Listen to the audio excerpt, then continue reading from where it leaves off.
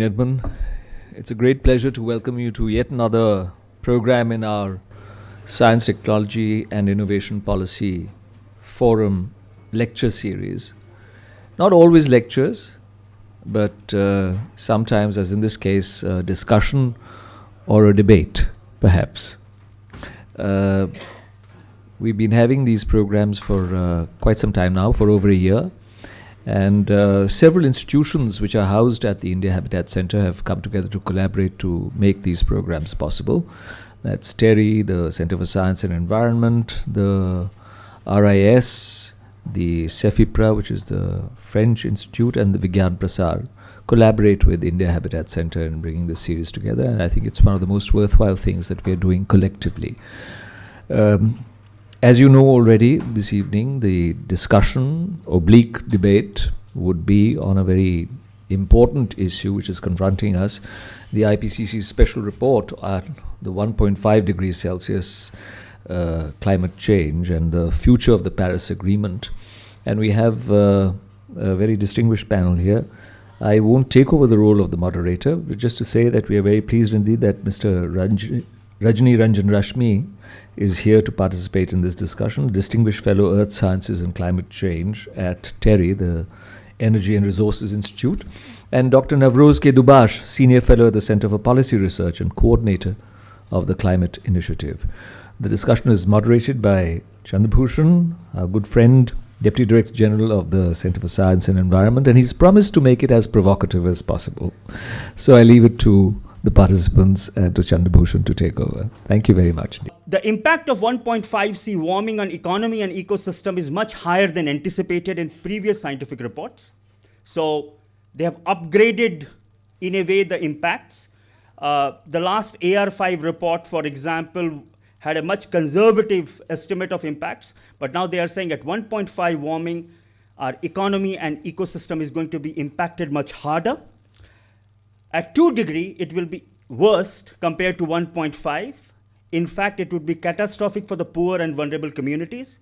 And therefore, as a reader of this report, I'm very clear that 2 degree target in Paris Agreement actually is an anti-poor target.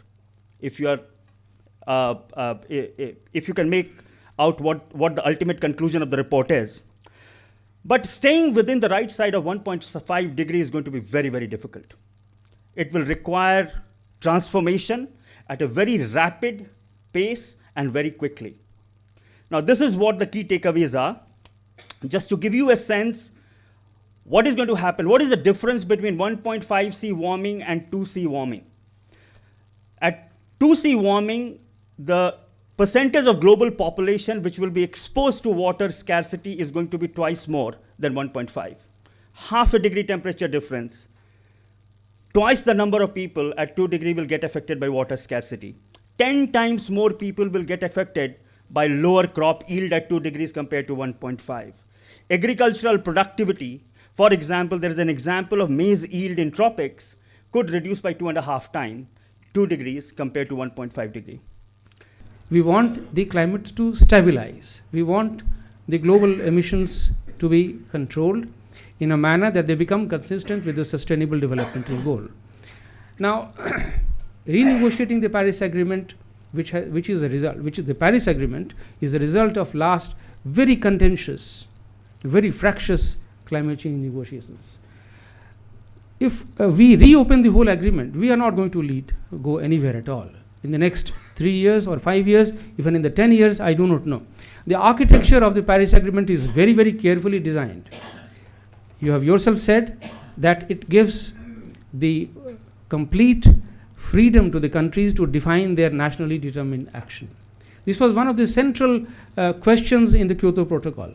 Kyoto Protocol was a top-down agreement, where the global goal was, or the goal for the developed countries, 37 developed countries, rich countries, which are listed in the Kyoto Protocol, the goal was defined for them. Reduce your emissions by 5.2% compared to 2005 level. But nobody actually did that. Very few countries. Very few countries whose emissions would make a very marginal impact on the total global emissions. But most of the other developed countries did nothing about it. And why did it fail? Because it was about top-down. Because it was forced by so-called the internationally environmentally conscious community. The stake, which actually the stake of the governments, which have to implement an economic growth strategy which is environment friendly, was not enough. So therefore, the whole question is, how do you make the countries buy a strategy which is environmental friendly? And that is the success of the Paris Agreement. After 20 years of struggle, the Paris Agreement has allowed all countries to come on board. Every single country without exception is a part of the Paris Agreement. Of course, US has walked out of it. That's a separate question. There are other countries also waiting in the wing. Russia has still not ratified the agreement. Canada is struggling to walk out. Australia is struggling to redefine its position. There are countries, but they're all following the US example because it has given them a sort of different expectation. India just put out its biennial update report, which is the sort of bureaucratic version of adding up our numbers. And we have basically reached 21% emissions intensity reduction. And our target said that we would reach 20 to 25% intensity reduction by 2020 from 2005 levels. In other words, we've already reached our target, right? 2 years early.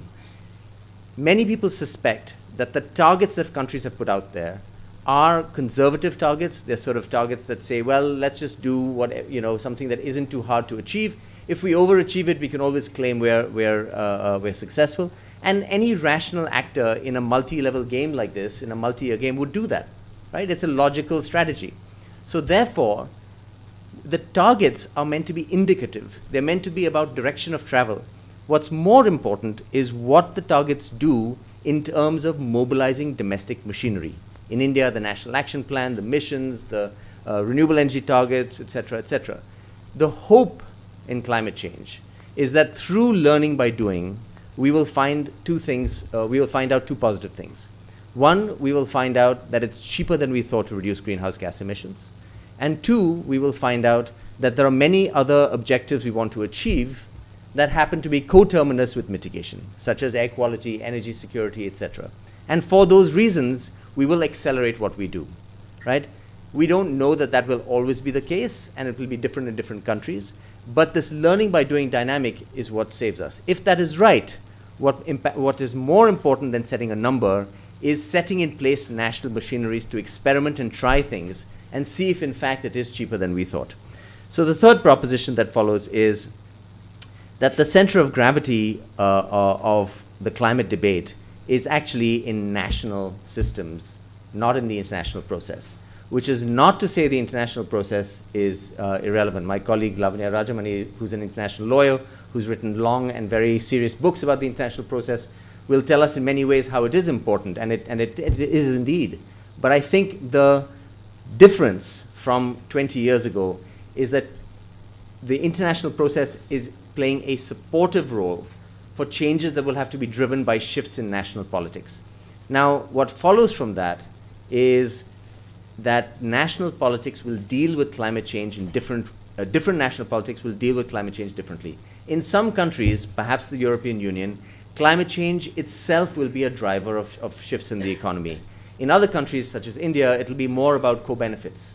And the Paris Agreement's genius, in a sense, is that it's flexible enough to allow different systems to put their own sort of articulation and rationality on why they move.